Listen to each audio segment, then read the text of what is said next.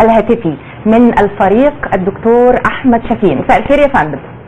مساء الخير يا فندم، اهلا بحضرتك. اهلا بحضرتك، والحقيقه اسمح لنا ان احنا يعني نهنيك على هذه الروح العاليه وهذه الاخلاق الرائعه الرفيعه اللي استمتعنا بيها، ويمكن هذه البرقيه اللي ارسلتها للرئيس المنتخب دكتور محمد مرسي بتعبر قد ايه عن يعني رقي وفكر سيادتك. كلمه اعتقد انه هينتظرها جمهور وجزء كبير من الشعب المصري اللي بالفعل صوت للفريق احمد شفيق.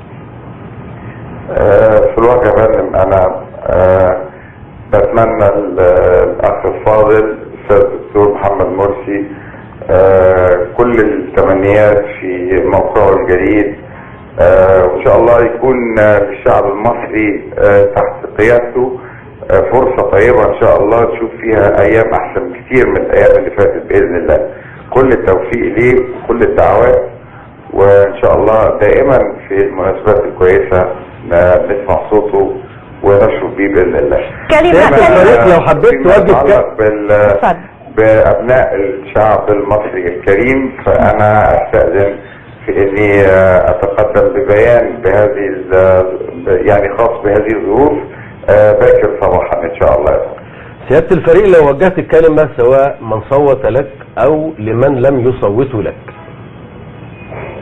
والله كلمة موجهة مؤكدا لكل ابناء الشعب المصري، سواء صوتوا لي او لم يصوتوا لي، مش عايزة كلام، واحنا متفقين على هذه الاسس من الاول.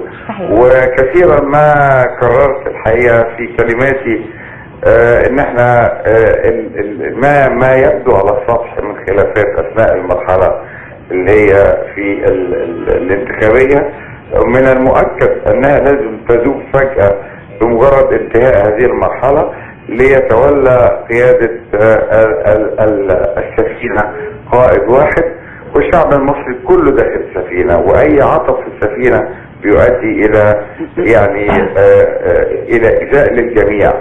اعتقد ان احنا النهارده في مركب واحده وتوحدت القياده سياده الاستاذ الدكتور محمد مرسي، ويعني عشمنا في الله ان ابناء الشعب المصري جميعا على قلب رجل واحد وبيد واحده نقضي ان شاء الله فتره نرتقي بها مستوانا من جميع النواحي باذن الله.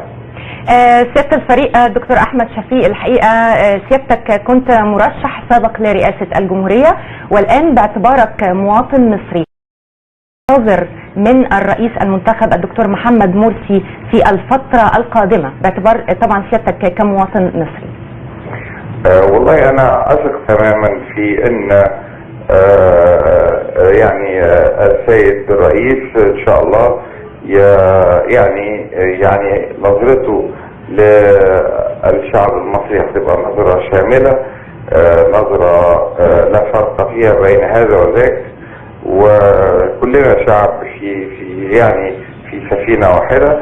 وأثق 100% ان الاستاذ الدكتور محمد مرسي يعني ستكون قيادته ان شاء الله مرحلة فيها فال طيب، ويعني وتطور نتطلع اليه جميعا في المرحله القادمه باذن الله.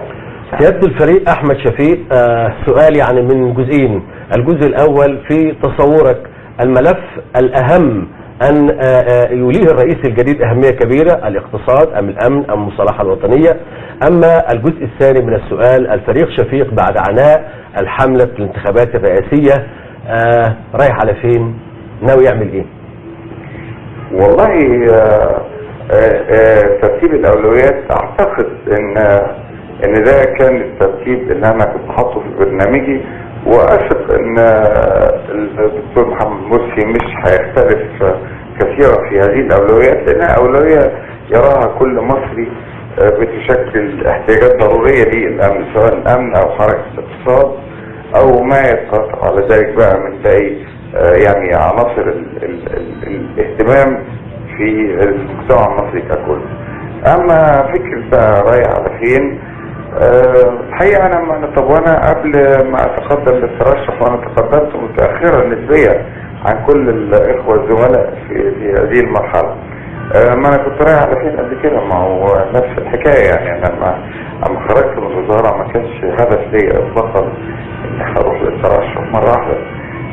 وبالتالي اعتقد ان انا هعيد ترتيب اوراقي وارتب حياتي من جديد واعود بشيء من الهدوء اللي يتيح لي التفكير بقى اذا كان هناك لي نشاط تالي ولا لا. اعتقد انها مرحله مبكره اني اقرر ذلك الان. استاذه فريده الشباشي عايز اتكلم مع حضرتك او توجه لك سؤال. اتفضلي يا استاذه فريده. سياده الفريق، مساء الخير. وكنت بسأل حضرتك بما انه في يعني جزء كبير جدا من الشعب المصري صوت لحضرتك، فهل انت ما عندكش فكرة انه ده يبقى تيار يعني حزبي، تيار سياسي، تيار فاعل في الحياة المصرية، يعني يتجمع تحت لواء برنامج معين يبقى يعني زي في المعارضة زي كل الدول؟ والله يا فندم الرقم اللي يعني صرحت فيه اللجنة هو 48% تقريبا. نعم. وهو رقم طبعا ضخم نسبيا بشكل النهارده 12 مليون وتقريبا 4/10 من المواطنين الكرام يعني. فكرة حضرتك طبعا اكيد هتكون مطروحة، لكن انا لن اتحرك في اي اتجاه بعد ما اخذ قسطي من الراحة الا على ضوء توجيهات يعني الابناء الكرام الذين ساهموا معي باعطاء هذه النتيجة او بمنح هذه النتيجة اللي حققتها، واللي هي الحقيقة كانت مشرفة ليا كل الشرف. ولذلك انا مش ههتم دلوقتي باني اخطط لشيء الا اما استشعر اهتمامات الابناء الاحباء اللي شاركوني هذه الحملة واعطوني اصواتهم عن يعني رؤيتهم في تحركنا يكون ايه. لكن انا مش متعجل الامور، وزي ما قلت لحضرتك قد احتاج الى فترة بسيطة لاعادة ترتيب اوراقي، ويعني هو شيء وقسط من الراحة مقبولة يعني.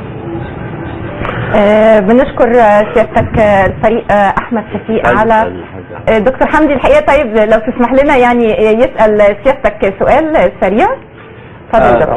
سيادة الفريق دكتور احمد شفيق، طبعا كلنا بنعمل من اجل مصر ودائما هدفنا المصلحة العامة. هل يعني اذا طلب من سيادتك في المرحلة القادمة المشورة او التعاون مع ادارة الرئيس مرسي، هل وارد ان سيادتك تتقبل ذلك بروح رياضية وتعطي خبراتك؟ الحاجة الثانية ايضا، هل ممكن يبقى في كتاب او مذكرات لحضرتك عن هذه المرحلة من تاريخ تنحي الرئيس مبارك حتى الان بكل ما فيها من ايجابيات وسلبيات للتاريخ؟ والله يا فندم الجزء الاولاني ده شيء يعني لا شك فيه في اني في اي موقع وفي اي وعند اي طلب او يعني توجيه لي بابداء رايي في اي شيء فانا طبعا تحت الامر، وكلنا يعني وجدنا لخدمه مصرنا يعني في كل موقع ومن كل يعني وفي اي نشاط. فانا الحقيقه ده يشرفني، لا يمكن بحال من الاحوال ان الواحد يبخل بجهده بعد ما اعطته البلد على مدى حياته. فدي ارجو انها تكون في الاعتبار تماما، وبكل قلب مفتوح وبكل سعادة. انا متى اروي اني ابدي اشارة او ابدي وجهة نظر او اطرح فكرة، اعتقد اتأخر في ذلك مطلقا.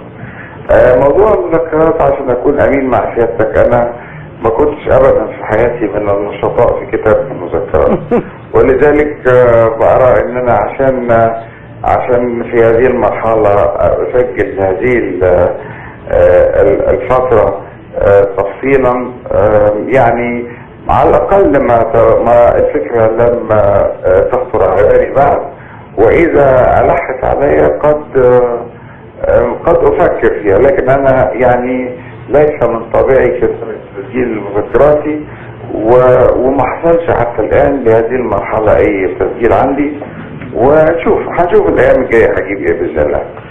شكرا لسيادة الفريق أحمد شفيق.